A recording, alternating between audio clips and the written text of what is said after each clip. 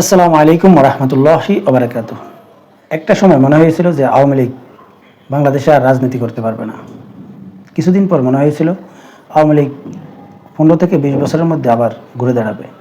কিন্তু আমার এখন মনে হচ্ছে যে আওয়ামী লীগ আগামী নির্বাচনে ক্ষমতায় যেতে না পারলেও প্রধান বিরোধী দল হয়ে যাওয়ার খুব সম্ভাবনা রয়েছে। এমনকি ক্ষমতায়ও চলে যাওয়ার সম্ভাবনা একেবারে উড়িয়ে দিলে চলবে না। কেন বললাম? 1991 সাল থেকে যদি এই আপনার নির্বাচনগুলো আপনি পর্যালোচনা করেন তাহলে বুঝতে পারবেন যে আওয়ামী লীগ এবং বিএনপি বাংলাদেশে সবচাইতে বড় শক্তি, এবং একবার আওয়ামী লীগ ক্ষমতায় আসে, একবার বিএনপি ক্ষমতায় আসে। এই ভোটগুলোর জরিপ যদি আপনি সঠিকভাবে একটু পর্যালোচনা করেন তাহলে বুঝতে পারবেন যে 35%-এর নিচে আওয়ামী লীগ কখনো ভোট পায়নি।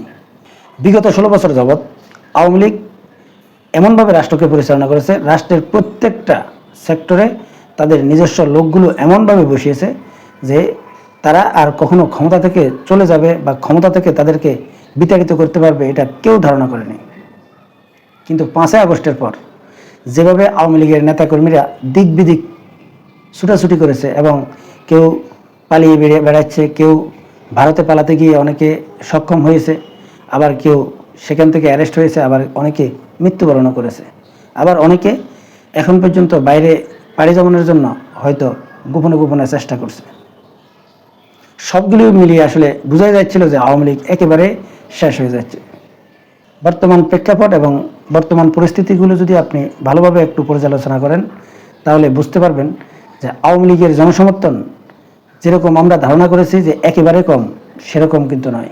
কারণ আমরা যেহেতু অনলাইনে কথা বলি, আমাদের ভিডিওর নিচে যে কমেন্টগুলো আসে, এই কমেন্টগুলো যখন আমরা দেখি তখন বুঝতে পারি আসলে এই আওয়ামী লীগের জনসমর্থন আসলে কীরকম রয়েছে।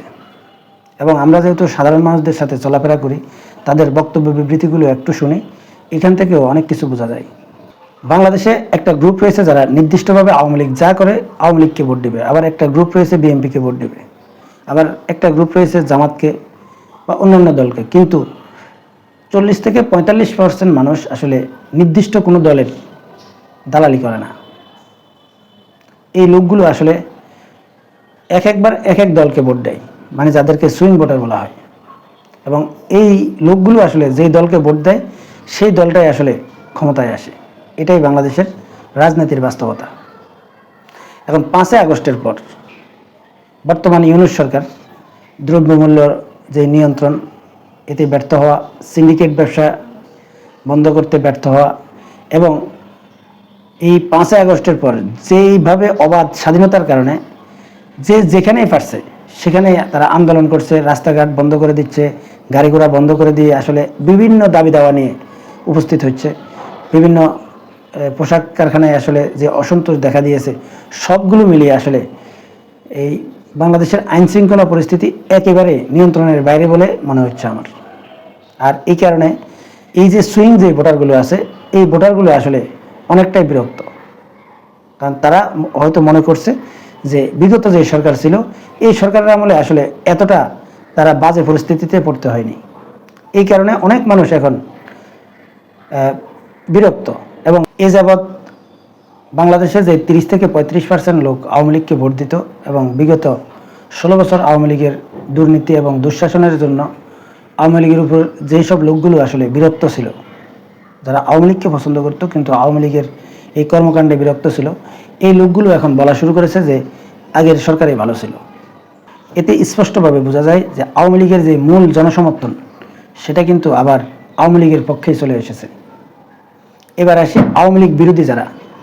এখন যদি বাংলাদেশে 30%-এর বাইরে বাকি যে 70% লোক আওয়ামী লীগ বিরোধী, এই লোকগুলোকে ওভারটেক করে কিভাবে আওয়ামী লীগ এতগুলো আসন পাবে? দেখেন, আওয়ামী লীগের যে বিরোধী, এই গ্রুপটার মধ্যে এখন 3 ভাগে বিভক্ত হচ্ছে। একটা বাংলাদেশ জামাত ইসলামী বা ইসলামিক দলগুলো, অন্যটা হচ্ছে বিএনপি, এবং ছাত্রদের যে নতুন দলটা হবে সেই নতুন দলটা।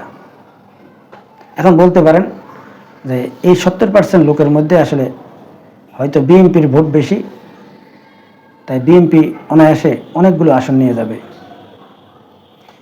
5ই আগস্টের পর বিএনপি নেতাদের যে কার্যক্রম এবং টেন্ডারবাজি, চাঁদাবাজি সহ এইসব কাজে আসলে অনেক বিএনপির সাপোর্টার এখন বিএনপির উপর বিরক্ত হয়ে বলছে যে আগামীতে আমরা জামাতকে ভোট দেব। এবং হঠাৎ করে 5ই আগস্টের পর জামাতের জনসমর্থন অনেকটাই বেড়ে গিয়েছে। কিন্তু রাষ্ট্রপতি অপসারণ এবং বিএনপির নেতাকর্মীদের কিছু বক্তব্য এবং ভারতের সাথে যে বিএনপির নতজানু চিন্তাধারা এবং জামাতের আমিরের যেসব ইদানিং বক্তব্য এবং বিএনপি নেতাদের যে বক্তব্য, সবগুলো মিলিয়ে এখন এই বিএনপি এবং জামাতপন্থী যে লোকগুলো ছিল, যারা বিএনপির উপর বিরক্ত হয়ে জামাতের দিকে অগ্রসর হয়েছিল, এই লোকরা এখন বলা শুরু করে দিয়েছে যে বিএনপি এবং জামাত এই দুটো দলে আসলে পছন্দ না, ছাত্রদের যে নতুন দল হবে এই নতুন দলের প্রতিও অনেক মানুষ এখন আগ্রহ প্রকাশ করছে। কিন্তু এতদিন যাবৎ দেখা গিয়েছিল যে ছাত্রদের যে নতুন দল হবে এই দলটার খুব বেশি অস্তিত্ব ছিল না বা এর জনসমর্থনও খুব একটা ছিল না। কিন্তু আমার কেন জানি মনে হচ্ছে ছাত্ররা যে প্ল্যান প্রোগ্রামে আগাচ্ছে, হয়তো বাংলাদেশের যে পরিচিত যে মুখগুলো রয়েছে, জনপ্রিয় যে মুখগুলো রয়েছে, এদের অনেককেই হয়তো এই দলে অন্তর্ভুক্ত করে তারা একটা দল গঠন করতে পারে। আর তা যদি হয় তাহলে অবশ্যই ভালো একটা ভোট কিন্তু পাবে এই ছাত্ররা। এছাড়াও বিগত আওয়ামী লীগের 16 বছরে আওয়ামী লীগের বিরুদ্ধে যেই সব জনপ্রিয় ইউটিউব চ্যানেলগুলো কথা বলেছিল এবং বিএনপির পক্ষে কথা বলেছিল, যেমন পিনাকি ভট্টাচার্য, সাংবাদিক কনক সারোয়ার, শাহেদ আলম সহ যেসব জনপ্রিয় ইউটিউব চ্যানেলগুলো থেকে আসলে আওয়ামী লীগের বিরোধিতা করা হতো, এই সবগুলো চ্যানেল এখন বিএনপির বিরোধিতা করা শুরু করেছে। সর্বশেষ জামাতের আমিরের বক্তব্যে এখন জামাতেরও সমালোচনা খুব জোরেশোরে করা শুরু করেছে এবং তারা বুঝাই যাচ্ছে যে তারাও এখন এই ছাত্রদের দলকে আসলে সমর্থন করছে এবং তাদের যেই পলিসি এটাকে সমর্থন করে ভিডিও তৈরি করছে। এবং বাংলাদেশের সাধারণ মানুষের কিছু অংশ কিন্তু এখন সেদিকেই ধাবিত হচ্ছে যদি এটা হয়। এবং বিএনপি, জামাত এবং ছাত্ররা যদি কাছাকাছি থেকে যদি তারা একে অন্যের প্রতিদ্বন্দ্বিতা করে, কাছাকাছি এটাই বুঝলাম যে ভোট যদি তাদের প্রত্যেকের কাছাকাছি থাকে তাহলে আওয়ামী লীগের যে 25 থেকে 30% ভোট রয়েছে এগুলো অনেক কাজে দিবে।